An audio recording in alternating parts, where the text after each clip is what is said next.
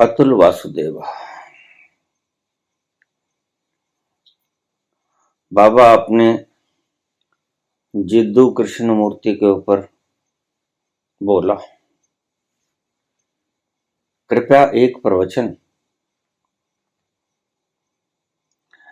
Gurdjieff के ऊपर भी डाल दें, अति मेहरबानी होगी।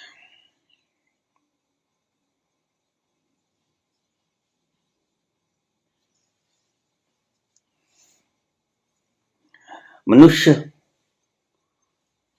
अपने आप को भूलना चाहता है हर वक्त।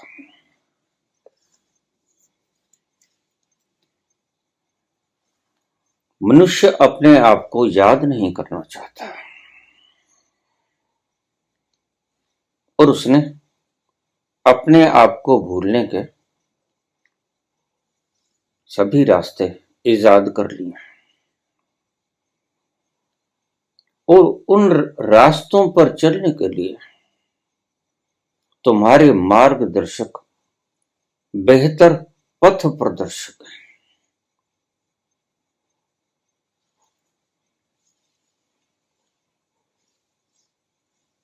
मानव जाति खुद को याद करने से घबराती है, इसलिए खुद को भूलने के उपाय करती है और बड़े अजीब अजीब से उपाय मनुष्य ने ढूंढ लिए। कैसे खुद को भूल जाए? वो उपाय सांसारिक भी हो सकते हैं, राजनीतिक भी हो सकते हैं और धार्मिक भी हो सकते हैं। चूकना मत। धार्मिक उपाय ज्यादा खतरनाक होते हैं।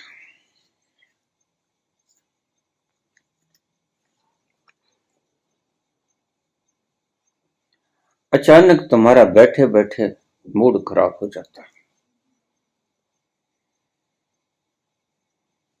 तुम कहते हो मूड बहुत खराब है, आओ थोड़ा पिक्चर देखा है। कुल्लू मनाली घूम आए, कश्मीर की वादियों में निकल जाए, विदेशों में भ्रमण करने के लिए किसी पर्यटन स्थल पर चले जाएं।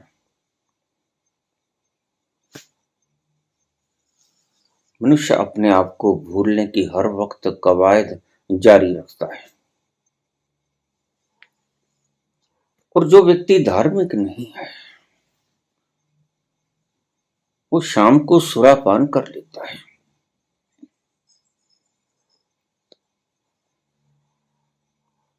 उसने बड़ा सस्ता इलाज ढूंढ लिया है, बस खुद को भूलना है, किसी भी तरह भूलना है।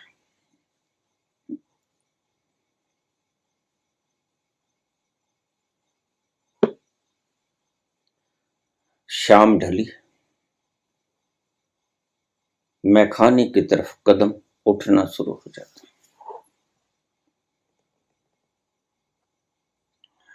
जाम छलकने लगे,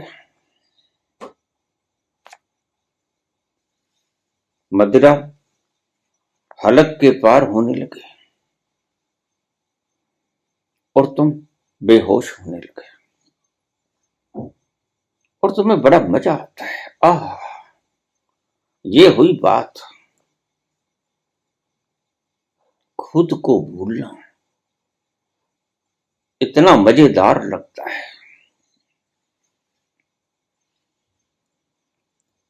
तुम ये मत समझ लेना कि अगर तुम्हारे मन में किसी हिल स्टेशन पर जाने की कामना है तो ये वहीं नहीं उठी है, इसके पीछे कोई कारण है।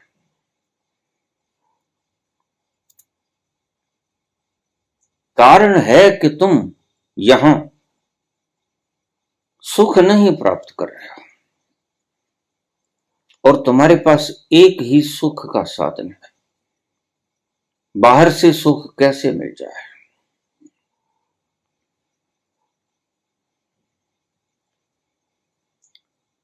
फिर तुम पिक्चर चले जाते हो। बहुत गरीब आदमी होता है तो ताश खेल लेता है। याद नहीं करना है खुद को भूले रखना है।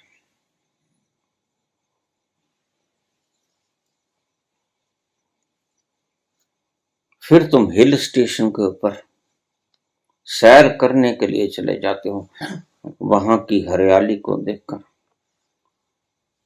सुंदर पर्यटन स्थलों की सैर करके तुम कुछ वक्त के लिए खुद को बुला देते हो। और यही तुम चाहते थे। तुम्हें याद ना आओ, ये कवायद सारी जिंदगी चलती रहती है।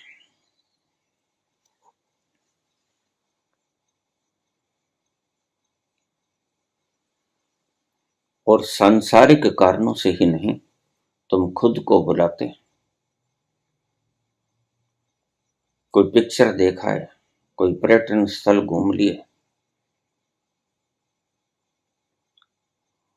तुम आध्यात्मिक ढंगों से भी अपने आप को भूलने की कवायद जारी रखते हो। चलो तीर्थ यात्रा कर लें,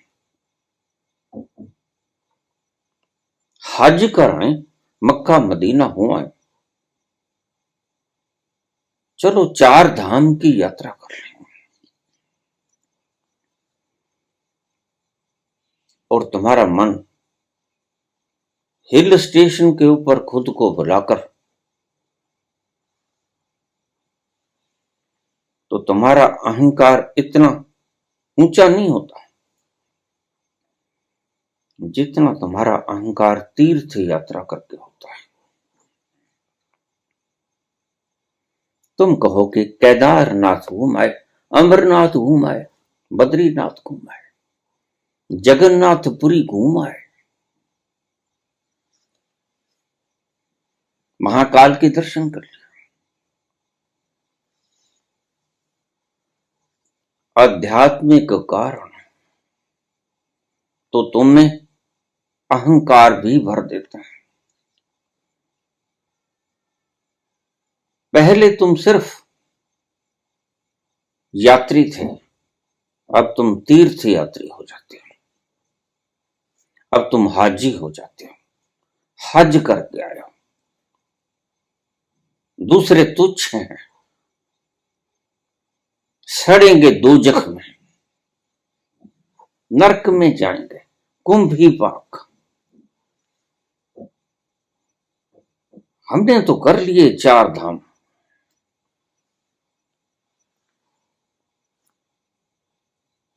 हम तो स्वर्ग की यात्रा करेंगे। यहां तो कोई व्यक्ति 100 वर्ष से ज्यादा जी लेता है तो उसकी पूछते हैं, उसके लिए सोने की पौड़ी लगा देते हैं कि ये तो स्वर्ग चला गया। अब भला उम्र से किसी का स्वर्ग जाने का कहां तारतम्य भिड़ता है। ज्यादा उम्र खा ली तो स्वर्ग चला जाएगा, इसमें कोई तारतम्य है? नहीं है। लेकिन फिर भी हम कहते हैं कि पूरी आयु भोग के मरा है, तो इसको सोने की पूड़ी लगा दी जाए। पुत्र पुत्रादि से संपन्न होके गया है, इसको सोने की पूड़ी लगा दी जाए, ये स्वर्ग में जाएगा।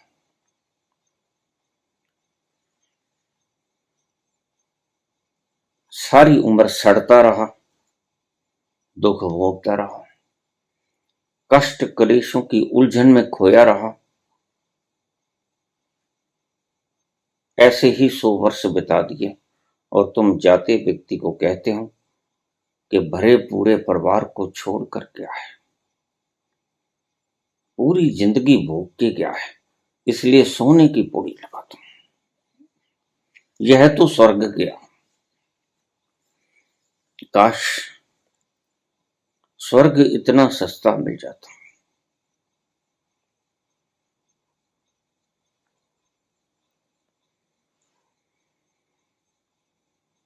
मनुष्य की कवायद हर वक्त इच्छा है कि वह खुद को भूला रहे।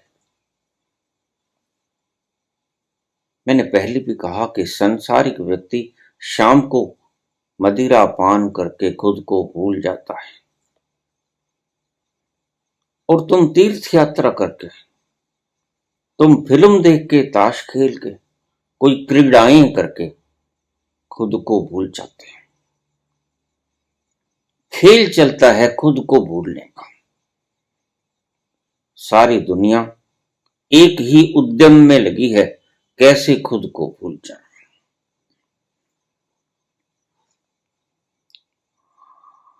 और जिन्हें तुम सांसारिक व्यक्ति कहते हो, सिर्फ वही इस खेल में नहीं उलझे। जिन्हें तुम परम आध्यात्मिक व्यक्ति कहते हो, वो इस खेल के अंदर सिर से पांव तक डूबे हुए हैं। वो सिरमौर है।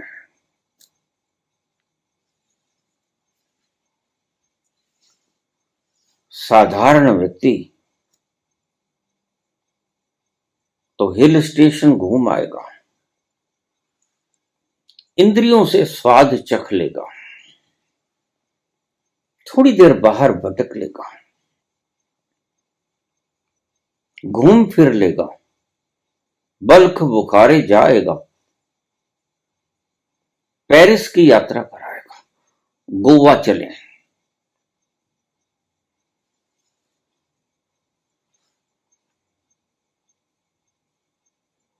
और धार्मिक व्यक्ति कुछ अलग मत समझना, यहीं तुम मार खा जाते हो।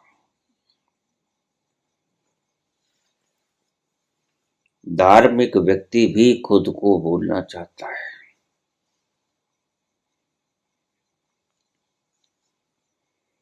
वह तीर्थ यात्रा पे निकल जाता है, महाकाल के दर्शन करें,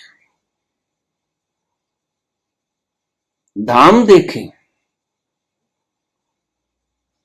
तीर्थ यात्रा करें, गंगा स्नान करें, कुंभ के मेले में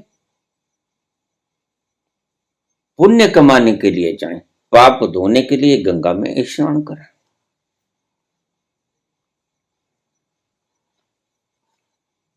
और ध्यान रखना, फिल्म देख के तो शायद आपके मन के अंदर कोई अफसोस भी होता हो, लेकिन तीर्थ यात्रा करके आपके मन के अंदर अहंकार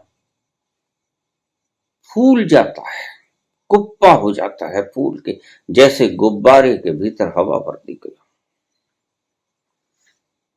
सारी मनुष्यता खुद को भूलने की चाहत में हर पल जुटी हुई, और तुम्हें पता भी नहीं। पता कैसे चलेगा जब तुम्हें कोई याद नहीं कराता? तो तुम्हें पता चलेगा कैसे? तुम्हारे प्रेरणादायक भाषणों वाले लोग तो तुम्हें कहते हैं, ये बन जाओ, वो बन जाओ, वो बन जाओ, मुकाबला करो, एक नंबर हो जाओ, बस एक नंबर बन जाओ। और जो एक नंबर के धनी नहीं हो सकते, जो एक नंबर की पदवी के ऊपर गद्दी पर आसीन नहीं हो सकते, वह एक नंबर के टेररिस्ट हो जाते हैं। बस एक नंबर होना है, किसी तरह भी होना है। पिछले कुछ वर्षों पहले एक व्यक्ति ने सोए हुए 7 व्यक्तियों का कत्ल कर दिया। अमेरिका की घटना है। पत्थर मारकर सिर पर 7 व्यक्ति मार दिए गए। उसको अदालत में पेश किया गया। अदालत ने पूछा कि तुमने इन व्यक्तियों को मारा क्यों? इनके साथ कोई पुरानी रंजिश थी? नहीं। फिर क्यों मारा? असल में मैं रोज अखबार पढ़ता था, मेरा कभी नाम ही नहीं आया। ये नाम का बड़ा चस्का है। ये बड़े बड़े होर्डिंग्स लोग अपने मुखौटों को लगा देते हैं।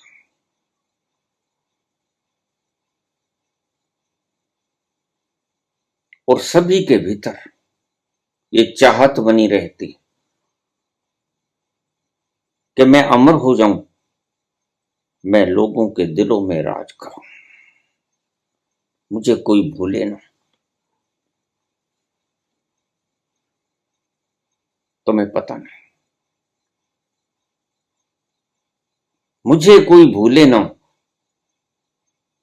अगर तुमने कुछ ऐसा कर दिया तो तुमने एक बहुत बड़ा पाप कर दिया, क्योंकि तुमने व्यक्ति के निजी मकसद को समाप्त कर दिया। व्यक्ति का निजी मकसद है स्वयं को ना भूलना, स्वयं को याद करना, सेल्फ रिमेम्बरिंग। गुरजेफ यही कहते हैं।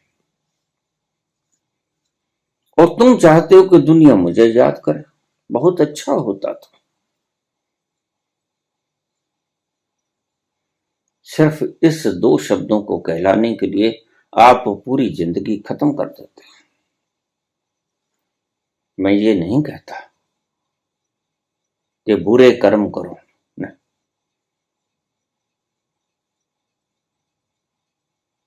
मैं ये कहता हूं कि अच्छे कर्म इसलिए मत करो कि लोग तुम्हें याद करें। फिर ये एक तरह से बारीक हिंसा होगी। अच्छे कर्म आने चाहिए तुम्हारे भीतर के द्रवित हृदय से, तुम्हारी करुणा से। तुम्हें दूसरों के दुख देखकर करुणा आ जाए, हृदय पिघल जाए। संत हृदय नवनीत समान। तुम संत हृदय कैसे हो जाओ? और संत हृदय अगर किसी के ऊपर उपकार करता है तो उसका मुआवजा नहीं मांगता। यही संत हृदय की पहचान।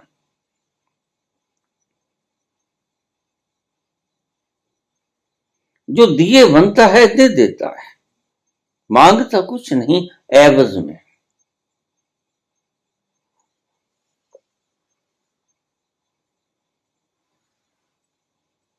सारी दुनिया एक ही रास्ते पर भागी चली जाती है, कैसे खुद को भूल जाए। तरीके अलग अलग हैं। त्योहार मनाते हो,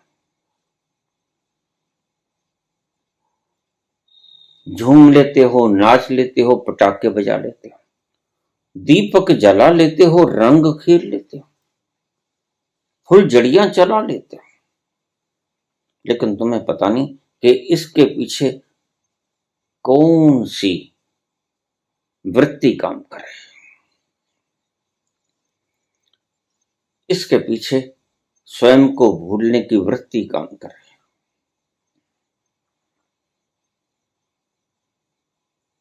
भारतवर्ष में ही नहीं, सभी मुल्कों में त्योहार मनाए जाते हैं।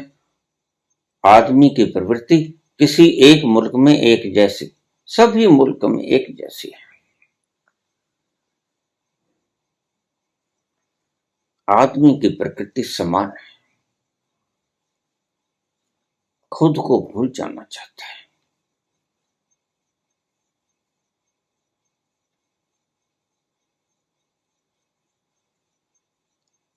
वह मादक द्रव्यों का प्रयोग करके खुद को भूले या किसी अन्य ढंग से, और तुम गुरुओं के पास जाते हो, वो तुम्हारी पीड़ा को हर लेते हैं। ये लो बेटा, माला ले लो। मैं जानता हूं तुम खुद को भूलना चाहते हो, राधे राधे, बस भूल जाओ। जैसे ही तुमने दूसरे को याद किया, खुद को भूले। सबसे सुगम उपाय है और आध्यात्मिक भी है। और लोग प्रशंसा भी करेंगे, फूलों की बारिश भी करेंगे, पांवों के भी हाथ लगाएंगे, ये तो बड़ा भगत है, राधे राधे। सुबह आता है, राम राम जी।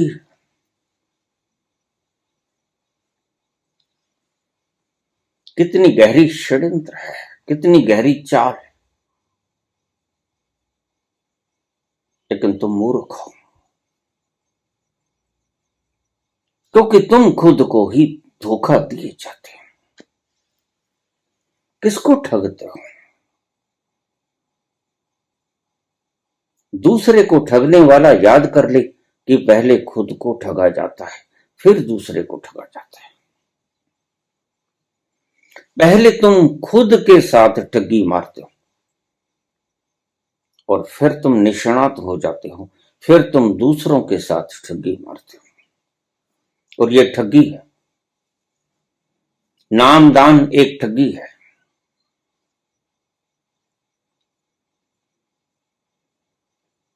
खुद को भूलने की प्रोसेस बतलाना एक ठगी है। फिर चाहे मदिरापान करके खुद को भूलो या नाम जप करके खुद को भूलो, तुम खुद को भूल जाते हो। सारी कवायद तुम्हारे मन के षड्यंत्र हैं और इनमें सहयोग कर रहे हैं तुम्हारे मार्गदर्शक, तुम्हारे तथाकथित पाखंडी गुरु।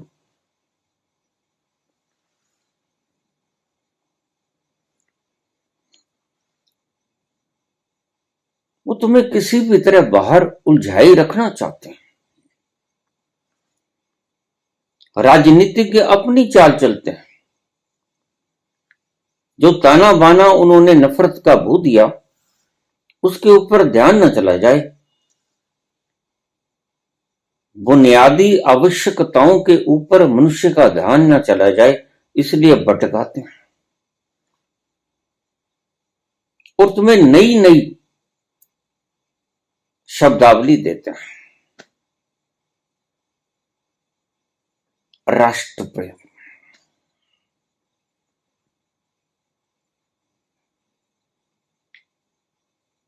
धर्म खतरे में है और तुम भोले पंछी फंस जाते हो।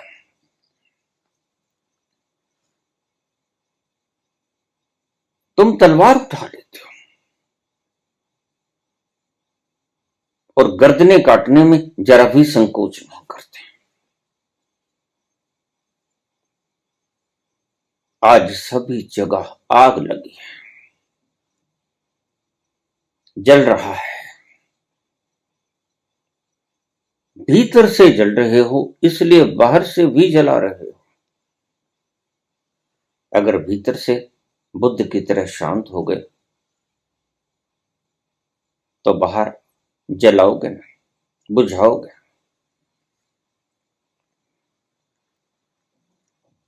इसलिए हमारा मूर्ख विश्व गुरु कहलाया, क्योंकि उसने बुद्ध जैसे अहिंसावादी, महावीर जैसे अहिंसावादी पैदा किया। ये धरा धन्य है जिसने ऐसे अहिंसक लोग पैदा किए। और देखिए, किसी भी झगड़े की जड़ लड़ाई नहीं होता। प्रत्येक झगड़े की जड़ बातचीत होती है। तुम कितना ही लड़ लेना, आखिर बातचीत से ही मसला हल होगा।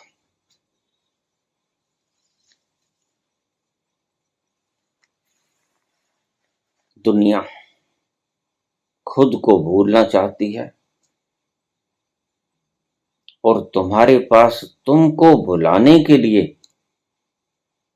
बहुत से गुरुजन बैठे हैं, मार्गदर्शक बैठे हैं, भजन गायक बैठे हैं, सुंदर सुंदर कथाएं कहने वाले लोग बैठे हैं।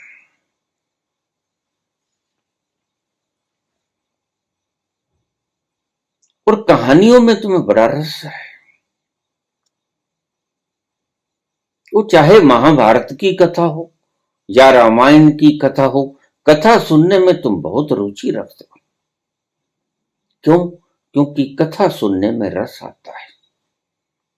और उस वक्त तुम खुद को भूल जाते हो। माने सारे बहाने खुद को भूलने के हैं।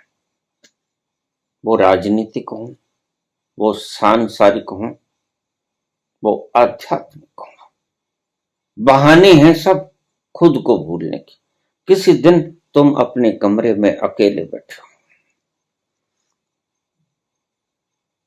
और तुम्हारे मन में गुबार उठता है, चलो काली मठ चलें।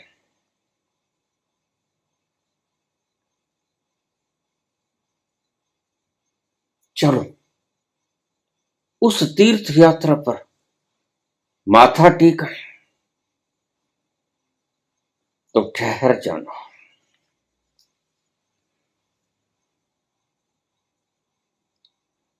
यह भावना आई कहां से? अवश्य ही तुम उस पल दुखी हो जिस पल अपने से पार निकल जाना चाहते हो। अन्यथा यहां गड़बड़ क्या है? कबीर जहां बैठे हैं वहां कोई गड़बड़ नहीं होती और वो कभी तीर्थ यात्रा करने की बात सोचते हैं। संत अन्य अन्य कारणों से तो तीर्थ यात्रा कर सकता है, जैसे गुरु नानक देव ने, जैसे महात्मा बुद्ध ने की। लेकिन जिस तरह तुम तीर्थ यात्रा करते हो वो उनका मकसद नहीं है। उनका मकसद तुम्हें जगाना है और तुम्हारे धर्म गुरुओं का मकसद तुम्हें बुलाना है। बस यही चूक हो जाती है और तुम सस्ते उपाय ढूंढते हो, लेकिन तुम्हें पता नहीं कि ये सस्ते उपाय समय की बर्बादी के अलावा और कुछ नहीं। यद्यपि वक्त सारा खत्म कर देते हो, जिंदगी बीत जाती है राम राम राधे राधे करते करते, अल्लाह अल्लाह करते करते, वह गुरु करते करते जीवन बीत जाता है। धड़म से गिर जाते हो जमीन पर,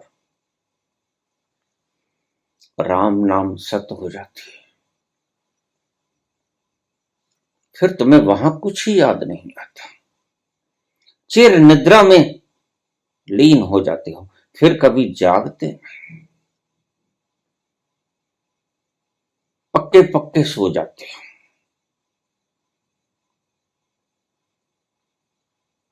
सारी दुनिया इसी पागलपन से ग्रस्त है। मैं कहता हूं सारी दुनिया इसी पागलपन से ग्रस्त है। खुद को कैसे भूलें? 70%, 80% लोग खुद को भूलने की कवायद मदरापान के द्वारा करते हैं और बाकी अन्य अन्य तरीकों से करते हैं। कोई तीर्थ यात्रा करता है, कोई हाजी हो जाता है, कोई गंगा स्नान करता है, कोई कुंभ के मेले आयोजित करता है, कोई ऋषिकेश के अंदर शिविर लगा लेता है।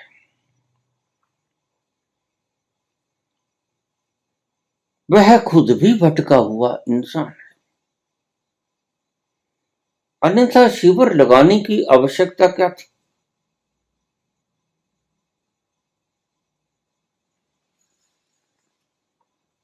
घर में ही शिविर लग जाए ये कम है। कबीर अपने काम धाम में व्यस्त रहते हैं। एक नियत वक्त है, उस वक्त सभी प्रेमी जन, जिज्ञासु जन इकट्ठे हो जाते हैं और कबीर जो उन्होंने देखा, अनुभव किया, वो बोलते हैं।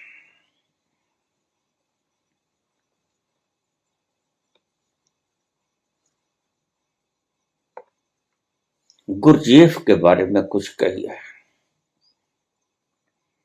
गुरजेफ बिल्कुल इनसे उल्टे। बाकी गुरु कहते हैं सो जाओ, सो जाओ,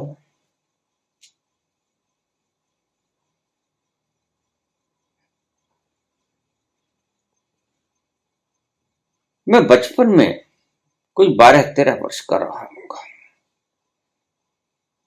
सुबह जल्दी जाना होता था, 3 बजे उठना होता था, तो दुकान में सामने ही छप्पड़ के नीचे सो जाता था।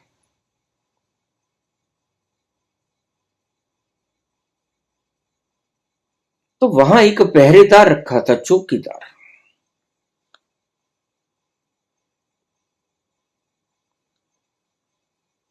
तो वो बोलता रात को, उनका नाम था रामलाल जी।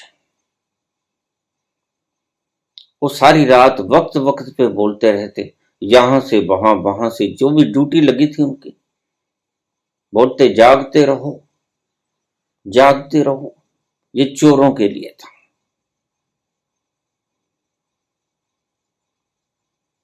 ताकि अगर कोई चोर आता हो तो वो सुन ले कि लोगों को जगा रहा है। एक दिन वो बीमार हो गया, तो उसने अपने पुत्र को कहा कि बेटा, आज मैं कुछ तकलीफ में हूं, रात ठंडी है, आज पहरा देने के लिए तुम चले जाओ। ठीक है पिताजी, मैं चला जाऊंगा। वह आ गया। उसने कभी पहरा दिया तो नहीं था। तो उसके हाथ में एक लाठी, सारे चक्कर काट रहा है, यहां से वहां तक का क्षेत्र है, पिता ने समझा दिया था। और सारी रात बोलता रहा, सो जाओ, आराम से सो जाओ, मैं जो हूं। ये कैसा चौकीदार मिला, सो जाओ, सो जाओ, ऐसा तो उसने कभी कहा नहीं था। ये तो चोर आएंगे तो मार्केट में घुस जाएंगे। क्या तो चौकीदार ही कहता है कि सो जाओ, मैं जो जाग रहा हूं, इसलिए तुम सो जाओ। सारी रात वो बोलता रहा। हम मगन होके सोते रहे, पहले भी सोया करते थे। लेकिन सुबह उठ के मैंने पूछा, जब उसका पिता आया, कि रात को जो आपने अपने पुत्र को भेजा, उसका नाम था रियासती, तो रियासती कह रहा था कि सो जाओ, सो जाओ, मैं जो हूं, मैं जाग रहा हूं। तुम कहते हो जागते रहो, जागते रहो, ये उल्ट बांसी क्यों? मुझे कहने लगा, बेटा, उसको पता नहीं, ये जागते रहो की बात चोरों के लिए है, साधुओं के लिए नहीं।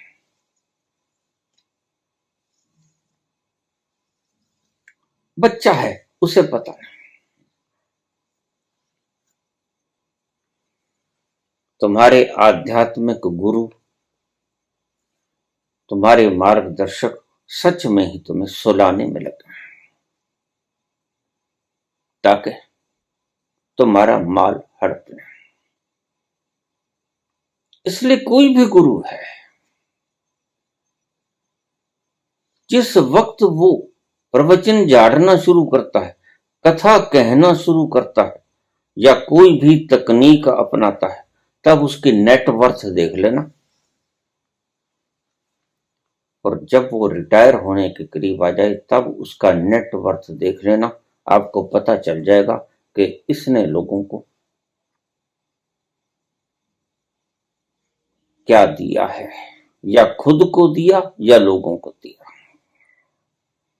बस ये पक्का फार्मूला है।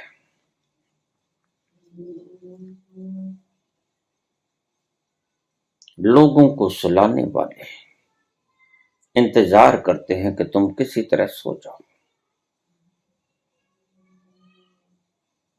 क्योंकि जगाने का फार्मूला उन्हें आता नहीं। सोने का फार्मूला बड़ा आसान है, और तुम सोना ही चाहते हो, तुम बेहोश होना चाहते हो।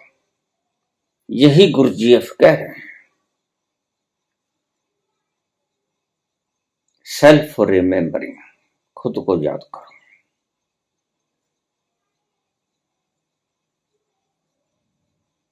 इसलिए बहुत से धर्मों ने कहा कि मादक द्रव्यों को छोड़ दो, ये तुम्हें सुलाते हैं। मादक द्रव्यों का सिर्फ उसी वक्त प्रयोग करो जब उनकी आवश्यकता है, कुछ दुख रहा है, कुछ ऐसी स्थिति है कि तुम्हारा चिकित्सक तुम्हें परामर्श देता है, तो उनका प्रयोग करो। जागने की कवायद करने वाले लोग मादक पदार्थों का सेवन न करें। आज भी कुछ धर्म ऐसे हैं जो कहते हैं शराब मत पीना, लेकिन उनको इसका मूल तत्व पता है कि नहीं ये वो जानते हैं। उनका मूल तत्व यही था कि तुमने जागना है, खुद के प्रति जागना है, दूसरे के प्रति नहीं जागना है। तुम राधा के प्रति जगाते हो, तुम राम और कृष्ण के प्रति जगाते हो, लेकिन जागना है खुद के प्रति।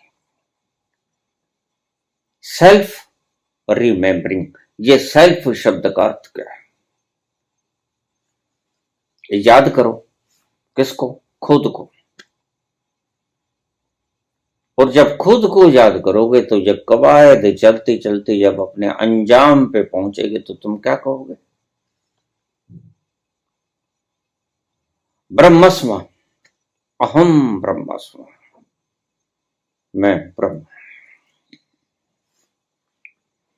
लेकिन कवायद शुरू होगी याद करने से।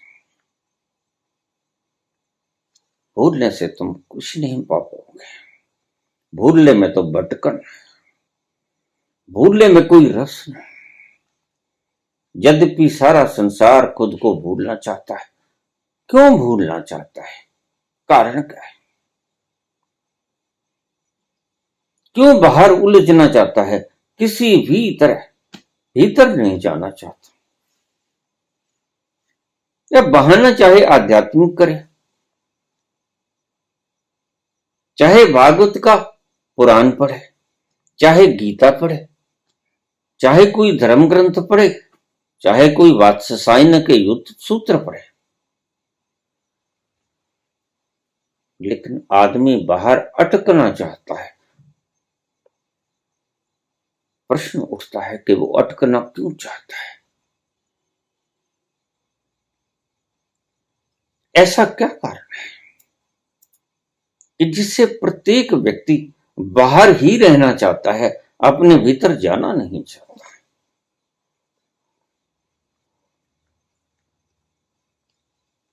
उसका कारण बड़ा गहरा है। जब तुम भीतर जाओगे तो तुम्हें बहुत सी चीजें घेरेंगी। तुम्हारी पुरानी स्मृतियां, तुम्हारे किए हुए अतीत के कर्म, और अच्छे तो तुमने कम ही किए होंगे, बुरा ही तो किया होगा। क्योंकि जब तक अहम मरता नहीं तब तक अच्छा होता नहीं। अच्छा होने के लिए अहंकार का मरना जरूरी है। भीतर जाने में डर इतना क्यों लगता है? मुझे रोज मैसेज आते हैं, बाबा मैं भीतर जाता हूं, डर के मारे बाहर आ जाता हूं।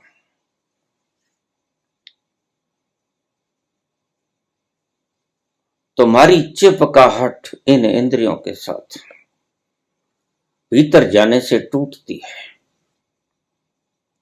और तुम्हारे प्राण कहते हैं कि तू तो गया बेटा, तू तो गया, और तुम डर के मारे बाहर छलांग लगा लेते हो डड्डू की तरह। भीतर मृत्यु है, और बाहर जब तक रहोगे मृत्यु दिखेगी नहीं, और मृत्यु दिखेगी नहीं तो तुम डरोगे नहीं। इसलिए जिन व्यक्तियों ने कहा कि रोज शमशान घाट में अगर कोई मर जाए उसके साथ ही जरूर जाना, कारण क्या था? कारण यही था कि तुम कैसे जग जाओ। आध्यात्मिक व्यक्तियों ने बड़े डायमेंशन से प्रयोग किए कि तुम कैसे जग जाओ। उनमें से ये भी एक ढंग था। अगर कोई मर जाए, मरते तो रहते हैं, असली बस्ती तो वही है। यह तो उजाड़ है, यहां से तो उजड़ना पड़ेगा एक दिन। यह सराय है, वह बस्ती है। अब्राहिम नाम का राजा फकीर हो गया था। चलते चलते राहगीर उसके पास आए। बोले, भगवान, बस्ती का रास्ता कहां जाता है? हमने बस्ती में जाना है। अब्राहिम ने बताया कि उस दिशा में चले जाओ। इशारा कर दिया। भले मानस थे, उसी दिशा में निकल गए। थोड़ा चलना पड़ा ज्यादा और देखा वह तो शमशान घाट था। माथा पीट लिया कि हमने तो समझा संत व्यक्ति है, सीधे राह डालेगा। पूछा था बस्ती, पता बतला दिया शमशान का। वापिस आए उसी रास्ते से। कहने लगे, संत जी, आपने अच्छा भटकाया। इब्राहिम बोले, मैंने कहां भटकाया? तुमने बस्ती का पता पूछा, वही तो है जहां एक बार बसा हुआ व्यक्ति कभी उजड़ता नहीं। अच्छा, तुम उस बस्ती का पूछ रहे हो जिसमें से रोज उजड़ के जाते हैं लोग? फिर इस दिशा में चले जाओ। और वो राहगीर उस बस्ती में चले गए जिसकी तलाश थी। तो मरने से डरते हो, भीतर जाओगे तो बड़ा कूड़ा कबाड़ा सबसे पहले तुम्हें नजर आएगा। और अगर तुम जरा भी साहस नहीं रखते हो तो तुम कूद जाओगे बाहर, डर जाओगे, कपोगे। ये तुम्हारी कंपन भीतर जाने पे जो कंपन होते हैं वो और कुछ नहीं होते, तुम्हारे ही भीतर की दृश्य को देखकर तुम कंप जाते हो। किसी ने गाली निकाली, लेकिन गाली निकालने वाला बली था। तुम उसको प्रत्युत्तर तो ना दे सके, लेकिन तुमने वो दबा लिया। क्या करते? गुस्सा तो बहुत आया, लेकिन किसी तरह दबा लिया। ऐसे ही कितनी भावनाएं तुम्हारी दबी पड़ी हैं, दमित भावनाएं तुम्हारे अचेतन मन में कूट कूट के भरी हुई हैं। और जरा सी भी तुम्हें ऐसी खबर मिली, तुम्हें मृत्यु याद आई, लेकिन तुमने मृत्यु को दबा लिया। वह दमित वृत्ति मृत्यु की भीतर गहरे में उतर गई, अचेतन में उतर गई। और तुम समझते हो कि वह विदा हो गई। विदा नहीं हुई। उसने सदा के लिए तुम्हारे भीतर निवास बना लिया। और एक दिन अगर तुम अपने भीतर उतरना चाहोगे तो ये सभी वृत्तियां जो आपने किसी वक्त दमित की थीं, वो काम हो, वो क्रोध हो, लोभ हो, अहंकार हो, मद मत्सर हो, मृत्यु का भाव हो, घृणा का भाव हो, यह सब तुम्हारे सामने पड़ेगा। जो भी दबाया था वह तुम्हें रास्ते में मिलेगा। तुम्हें उनको पार करके जाना होगा। इसलिए ये रास्ते कंटकीले, ये डगर बड़ी मुश्किल है, उबड़ खाबड़ है, राजपथ नहीं। यहां रास्ते में कांटे भी बिछे हैं, यह रास्ते में कंच भी बिखरा पड़ा है,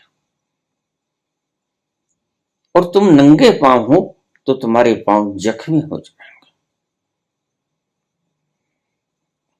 यह रास्ते में सब कुछ आएगा जो तुमने किसी वक्त दमित कर लिया था। याद रखना, ये तुम्हारा ही माल है जो तुमने किसी वक्त दमित किया था। यह आड़े आएगा और इसको क्रॉस करके जाना होगा। इसलिए मैं तुम्हें एक फार्मूला बताया, क्रिया योग। क्रिया योग करने के बाद आपकी भावनाएं उमड़ेंगी, अचेतन में से चेतन में आएंगी और चेतन में से बाहर प्रवाहित हो जाएंगी।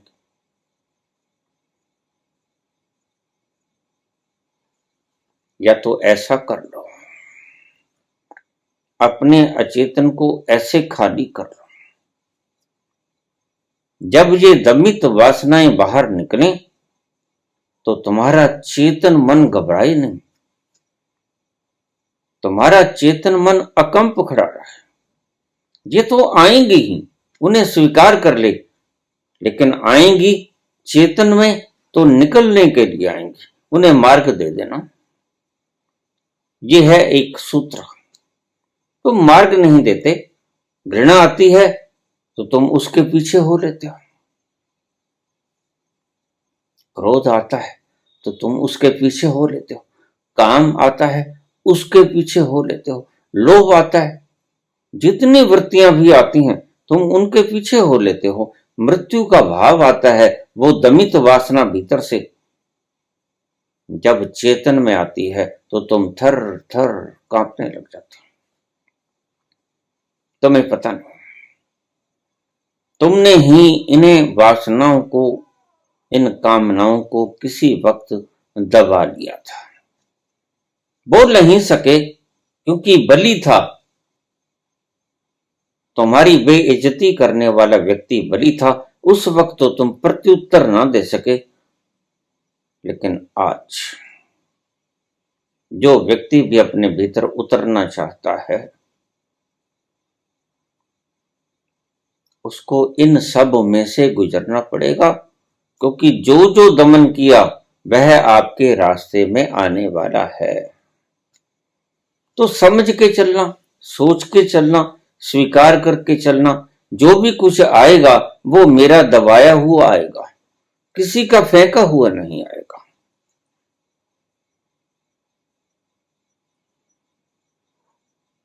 एक जैन फकीर के पास एक भिक्षुक गया सीखने के लिए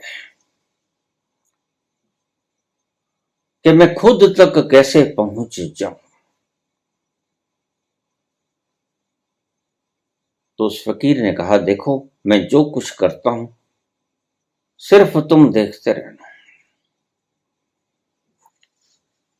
मैं तुम्हें कोई मंत्र नहीं दूंगा, मैं तुम्हें कोई 10 कमेंडमेंट्स नहीं दूंगा, ये मत करो वो करो, ये मत करो वो करो, ऐसा कुछ नहीं, बस सिर्फ तुम मुझे देखते रहो।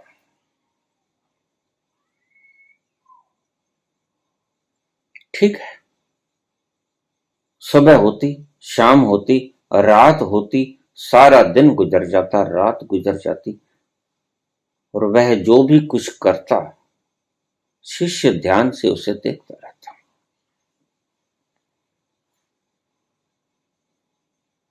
रात को जो जूठे बर्तन होते वो खुद मांजता, राख लगाता, शुद्ध पानी से धोता और फिर उनको एक शुद्ध स्थान पर चिन कर रख देता, सजाकर। सुबह होती तो फिर उन रात को धोए हुए चिने हुए पात्रों को उठाता और फिर वो मांजता, फिर वो धोता और फिर प्रयोग में लेके आता। अब बाकी तो सब ठीक चलता रहा। लेकिन इस बात, इस काम के ऊपर आके उलझ गया शिष्य। और गुरु ने कहा था कि तुम मुझे सवाल मत करना। जिस दिन तुमने मुझसे सवाल कर लिया उस दिन तुम यहां से चले जाना। लेकिन शिष्य क्या करे, बड़ी कुतूहल, रोज ही वो ऐसा करता। रात मांज धो के रख देता और सुबह उठकर फिर मांजता धोता है, फिर उन पात्रों को अपने प्रयोग में लाता। रह नहीं गया। ये भी कैसा सबक है। कोई मंत्र नहीं दिया, कोई आसन नहीं बताया, कोई प्राणायाम नहीं सिखाया, कोई 10 कमेंडमेंट्स नहीं दिए, झूठ मत बोलो, हिंसा मत करो, चोरी मत करो, ऐसा कुछ भी तो नहीं बताया। बस सिर्फ मुझे देखते रहो, मैं क्या करता हूं। इंतहा हो गई, सब्र का पैमाना भर गया। एक दिन बोल पड़ा, गुरुदेव ऐसा तो रहा नहीं जाता, बोलना तो पड़ेगा ही। और बहुत देर से बोलने की सोच रहा हूं, लेकिन आज तो मैं रह ना पाऊंगा, आज तो मैं बोलूंगा ही। दूसरे ने कहा ठीक बोलो। गुरुदेव ये रात को जो आप बर्तन मांज लेते हो, अच्छी तरह से धो लेते हो, साफ सुथरे हो जाते हैं, सुबह प्रयोग करने से पहले फिर क्यों मांजते हो, फिर क्यों धोते हो।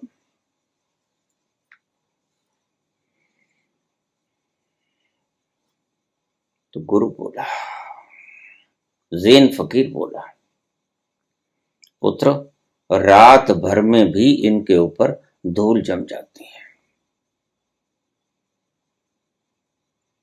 वह धूल सुबह साफ करनी होती है।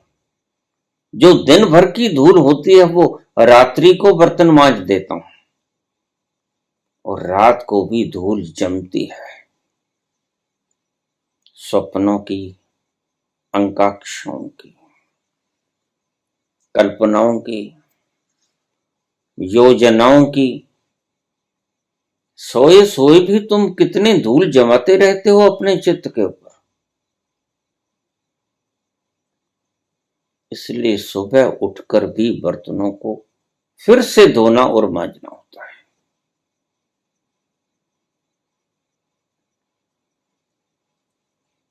तो शिष्य ने पूछा, गुरुदेव फिर आप सुबह ही मांज लिया करो, रात्रि का झंझट क्यों लेना।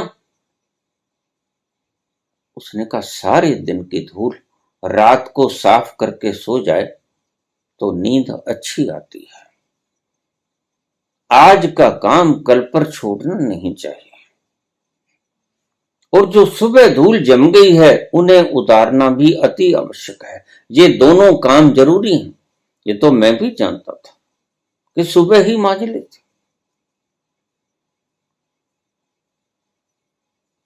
शिष्य खामोश खड़ा हो गया और ज़ैन फकीर बोला, पुत्र अब तुम जा सकते हो, क्योंकि तुमने तुम्हारे वायदे का उल्लंघन किया। बहुत बड़ा संदेश दे गया वो ज़ैन फकीर।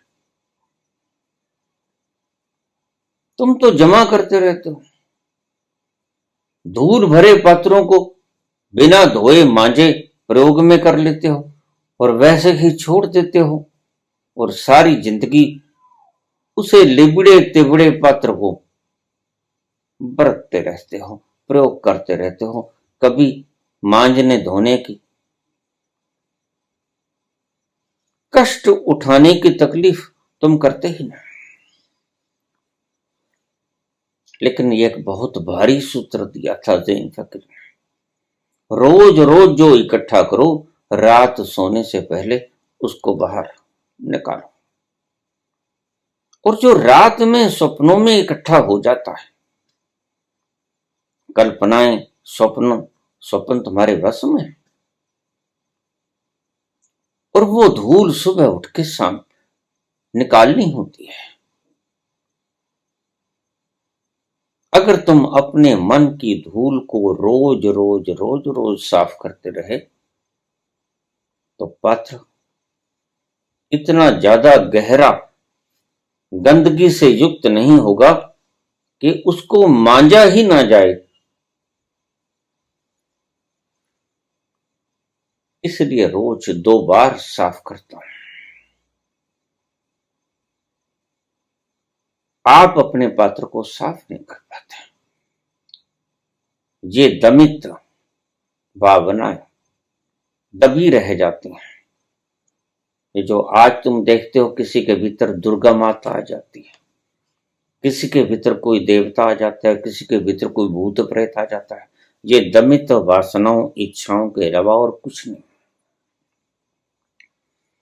तुम्हारी ही किसी वक्त की दबाई हुई वासनाएं जब अति हो जाती है तो जैसे कुकर के अंदर से भाप निकलती है, ऐसे ही तुम भी सिर घुमाना शुरू कर देते हो।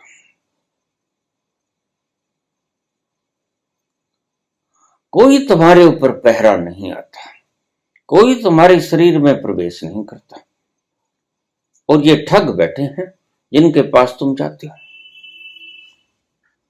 तुम कहते हो कि हम कैसे माने, हमारे भीतर से ये सारा धूल धमास उठता है, कोई प्रेत तो बैठा ही है। बस यही प्रेत है जो तुमने सारी उम्र में इकट्ठा किया है। इकट्ठा ना करते तो प्रेत कभी आता ही नहीं। रोज धूल धमास को रात सोते साफ करते रहो और सुबह उठते साफ करते रहो। इसलिए 2 वक्त का क्रिया योग मैंने बताया। और अगर न भी कर सको तो चुपचाप एक कोने में दुबक कर थोड़ी देर के लिए बैठ जाओ, अपने भीतर उतरो। फिर भी ये दमित वासनाएं बाहर निकलेंगी और आप इनसे मुक्त हो जाओगे। ये दमित वासनाएं आपका कितना नुकसान करती हैं आपको पता भी नहीं चलता। तुम अचानक ही किसी के साथ झगड़ा कर देते हो, किसी पर हाथ उठा लेते हो, लाठी चला देते हो, पिस्तौल चला देते हो, और तुम्हें बाद में समझाते हैं कि मैंने ऐसा किया क्यों। तुमने ऐसा किया क्योंकि तुमने ऐसा दबाया था, और आज वो उगड़ गया और तुमने हत्या कर दी।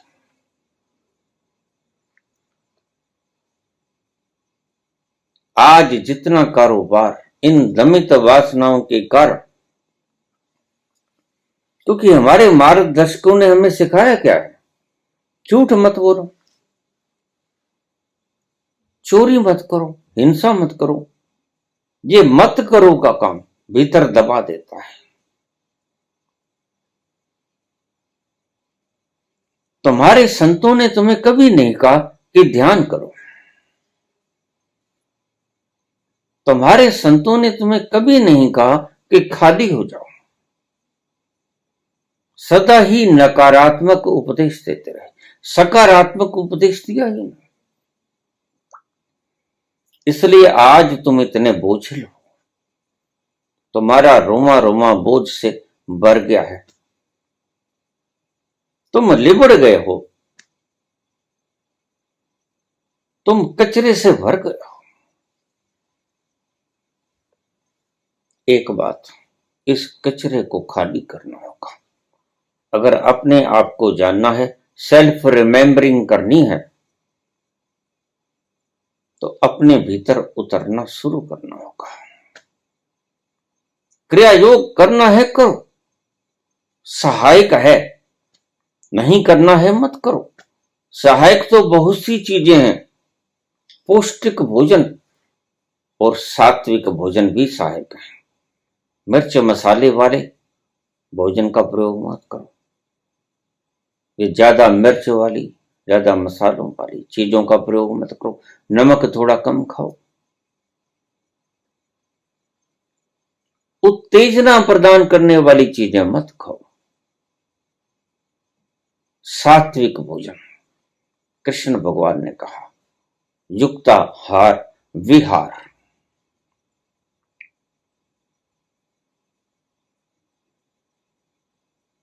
और अपने भीतर रोज उतरो।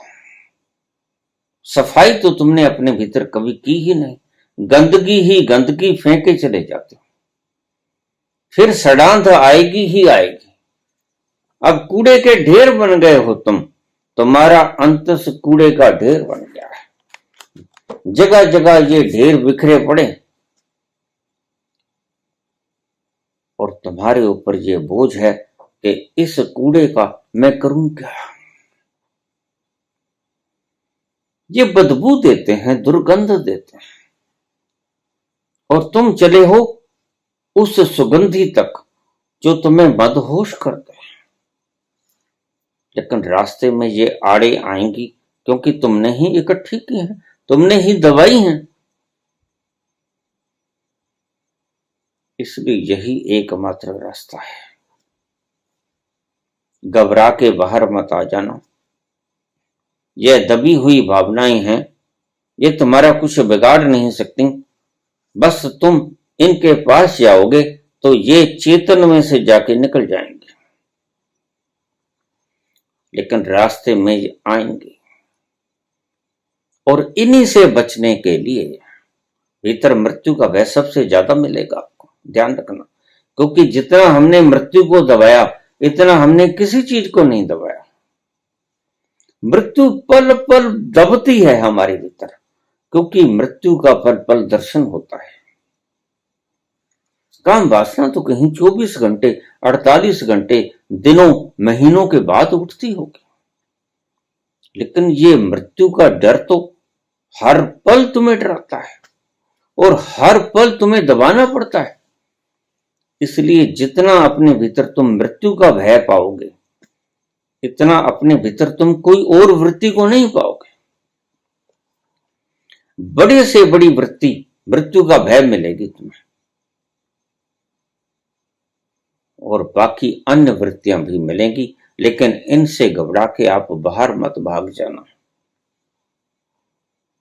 अगर आप उस अदृश्य की यात्रा पर, अज्ञात की यात्रा पर चले हो, तो देखिए रास्ता तो यही है। जब भी जाओगे यहां से गुजरना पड़ेगा, चाहे आज जाओ चाहे 10 जन्म बाद जाओ, लेकिन रास्ता यही पड़ेगा। तुम्हारा अचेतन तुम्हारा पीछा छोड़ने को नहीं। ये अचेतन तुम जहां जाओगे संग लेके जाओगे,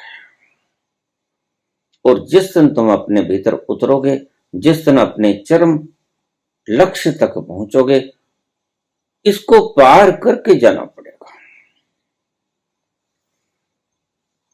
और जब तुम इस सारे को पार कर लोगे, तब तुम उस तल पर पहुंच जाओगे जहां पर प्रथम बार तुम्हें तुम्हारे दर्शन होंगे। आत्मज्ञान, खुद का ज्ञान। अभी तक तो परा ज्ञान था, अभी तक तो संसार का ज्ञान था। संसार की सभी परिभाषाएं, डेफिनेशंस आपने जमा कर ली थी अपने दिमाग में, सभी सूचनाएं संग्रहित कर ली थी, लेकिन अपने आप की सूचना तुमने कभी संग्रहित नहीं की। प्रथम बार तुम निकलोगे अपने भीतर की यात्रा पे, और प्रथम बार इस सारे कूड़े करकट को लांघ कर जब उस तल तक पहुंचोगे, तो प्रथम बार तुम्हें अपना दर्शन होगा। उससे पहले तो तुम दूसरे का दर्शन करोगे। भटकोगे, तीर्थ यात्रा पर भटको, या फिल्मों में जाके भटको, या ताश खेल के भटको, राम राम करके भटको, राधे राधे करके भटको। भटकना ही है तो कुछ भी करते रहो। फिर मैं राम राम राधे राधे से ज्यादा बढ़िया पहाड़ी क्षेत्रों में सुंदर दृश्यों को, मनोरम दृश्यों को निहारना ज्यादा पसंद करूंगा, क्योंकि वो तुम्हारे भीतर अहंकार का भाव नहीं भरेंगे कि मैं तो हाजी हो गयो, मैं तो तीर्थ यात्री हो गयो। ये अहंकार तुम्हारे भीतर अचेतन में साथ जुड़ेगा, अन्यथा ये भी संस्कार तुम्हारा पीछा छोड़ने को नहीं है। तो राम राम की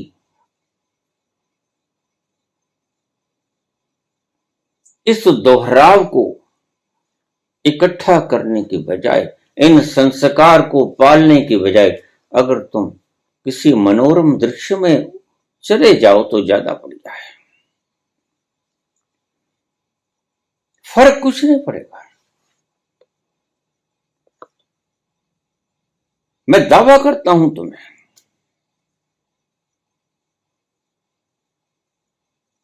तुम मस्त हो जाओगे जिस दिन दूसरे को याद करना छोड़ दोगे,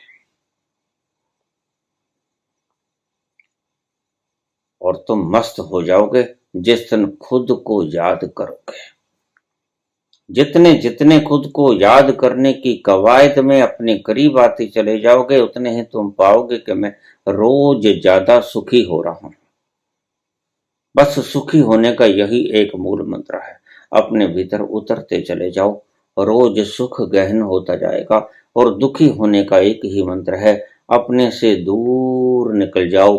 रोज दुखी होते जाओगे और एक दिन इतने दुखी हो जाओगे, you will have to commit suicide. तुम्हें आत्मघात करना पड़ेगा। बाहर जाने की प्रक्रिया तुम्हें यहां तक पहुंचा देगी, और भीतर जाने की प्रक्रिया तुम्हें खुद को दर्शा देगी। सेल्फ रिमेम्बरिंग का यही मतलब था। खुद को याद करो, तुम कौन हो। और सभी संत किसी भी दिशा से आपको इंगित करें, उनके कहने का मतलब एक ही है, और यही है, know thy self. Who are you? तुम हो क्या? और उसके जवाब भी शास्त्रों में दिए हैं। अहम ब्रह्मस्मि। ये किसी पागल का बोला हुआ शब्द है क्या? नहीं, परम संत का उस परम लक्ष्य पर, उस परम तल पर पहुंचकर किया हुआ उद्घोष है, अनल हक, मैं परमात्मा।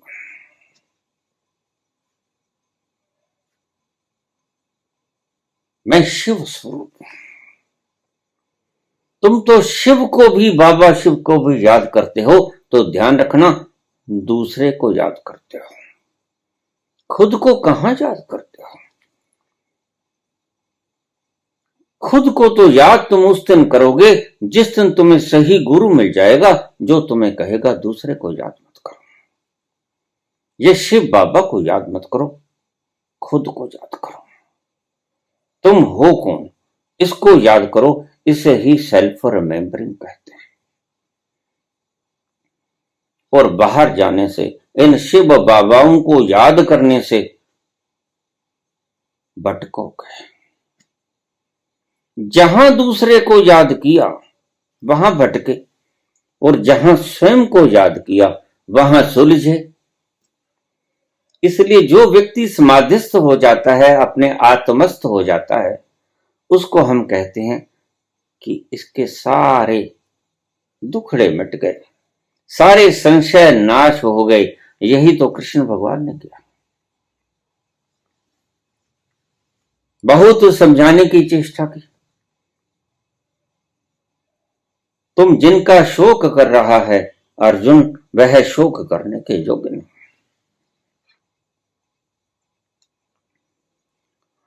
और इतने अध्याय पे अध्याय बोलने पड़े, 700 श्लोक बोलने पड़े,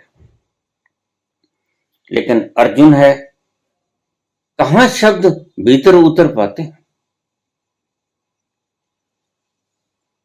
शब्द तो एक, इशारों की तरह अगर तुम ले लो तो शुभ है, अन्यथा शब्द तुम्हें पहुंचा नहीं सकते। वह चाहे राम है, चाहे कृष्ण है, चाहे राधे है।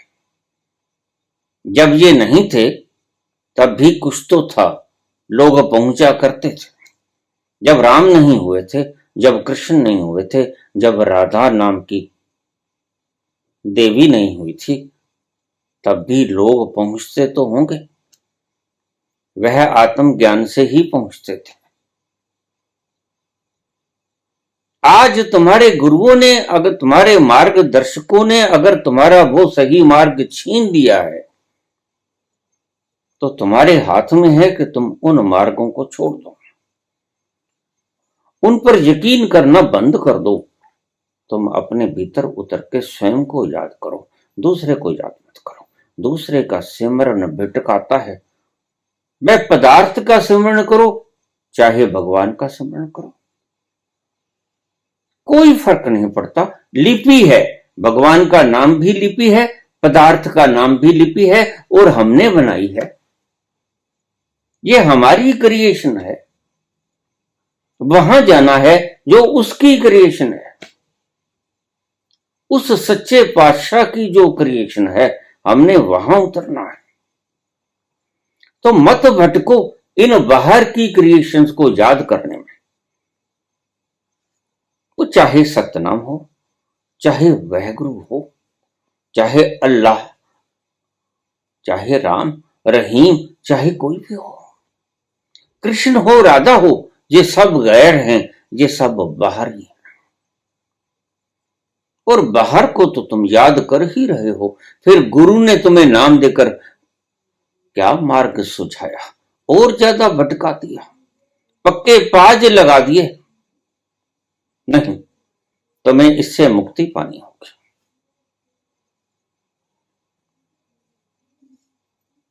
अपने भीतर की यात्रा शुरू करनी होगी। खुद को याद करने की प्रक्रिया का आगाज करना होगा, और धीरे धीरे धीरे धीरे तुम बाहर से हटते जाओगे और भीतर खिसकते जाओगे, और एक दिन वो सौभाग्यशाली क्षण आ जाएगा जिस दिन तुम खुद के दर्शन कर लोगे। उसे आत्म दर्शन कहते हैं। और फिर आत्म दर्शन कर कर तुम निहाल हो जाओगे।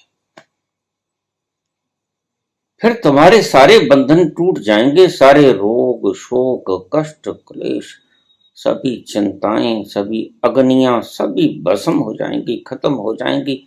समाधान मिल जाएगा। तुम्हारा कोई भी प्रश्न तुम्हें तंग नहीं करेगा, परेशान नहीं करेगा। कोई व्याधि तुम्हें परेशान नहीं करेगी।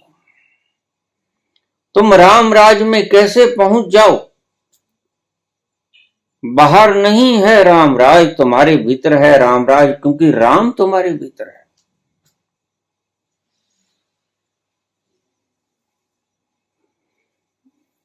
घट घट में तोरे पिया बसत है, घट घट में तोरे पिया बसत है, कटुक वचन मत बोल रे, कटुक वचन मत बोल रे, तो है पिया मिलेंगे, घूंघट के पट खोल रे, तो है पिया मिलेंगे। घूंघट के पट खोल रहे, और ये घूंघट के पट अपने भीतर जाकर खुलते हैं। ये दरवाजा तुम्हारे भीतर है, इस दरवाजे को खोल लो। फिर तुम्हारे सभी संशय नष्ट हो जाएंगे, सभी प्रश्न नष्ट हो जाएंगे, सभी कष्ट क्लेश रोग शोक संताप सभी खत्म हो जाएंगे। और तुलसीदास ने कहा है, दैहिक दैविक भौतिक तापा, राम राज नहीं कायो व्यापा, जहां राम राज है, और वो कहां है? तुम्हारे अंतस में राम राज है। जहां राम बैठा वहीं तो राम राज होगा। बाहर का राम तो गया, भीतर का राम मौजूद है, वो कभी जाएगा भी नहीं। दैहिक दैविक भौतिक तापा, तुम सभी प्रकार के तापों से मुक्त हो जाओगे। राम राज नहीं कहा हुआ। जब तुम उस राम राज तक पहुंच जाओगे, बाहर के राम राज की कल्पना मत कर लेना, ये व्यर्थ है।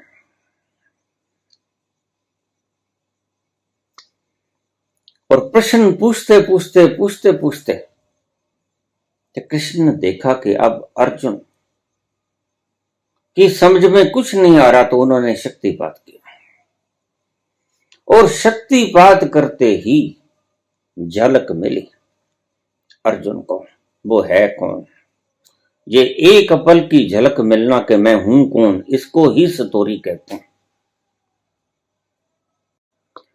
तो उस एक पल की झलक में कृष्ण ने जब अपना शक्तिपात किया अर्जुन के ऊपर, तो अर्जुन को दिखा एक झलक में बिजली सी कौंधी, और दिखा कि मैं हूं कौन। बस दिखा, दूर से परमात्मा को देख लेना सतोरी है, और पास जाके परमात्मा में विलीन हो जाना समाधि है। तो जब दिखा अर्जुन को कि कृष्ण ठीक कह रहे हैं, यह तत्व तो कभी मरता नहीं।